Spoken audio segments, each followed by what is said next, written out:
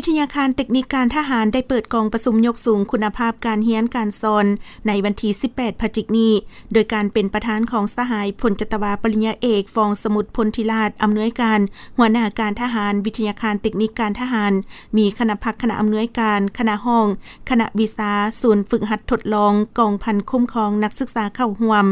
กองประชุมได้ค้นคว้าเกี่ยวกับการปรับปรุงหลักสูตรการเรียนการสอนการคุ้มครองนักศึกษาเพื่อในใส่ยกสูงคุณภาพการศึกษาการหันเอานักศึกษาเข้าสู่ระเบียบแบบแผนเพื่อความเป็นระเบียบเหี่ยมห้อยของกรมกองในนี้ได้ค้นคว้าหลักสูตรการเรียนการสอนทักษะการส่งความรู้ของครูอาจารย์การทำเรียนโดยถือเอานักศึกษาเป็นใจกลางซึ่งมีลักษณะวิทยาศาสตร์และประจักษ์ตาลงลึกการปฏิบัติตัวจริงเป็นหลักตลอดฮอดการคุ้มครองนักศึกษาตามข้อกำหนดกฎระเบียบด้านการกินอยู่ไปมาการดำรงชีวิตร่วมหมู่ตลอดระยะเป็นนักศึกษาอยู่วิทยาคารเทคนิคการทหารเพื่อเป็นบอนอิงให้การศึกษา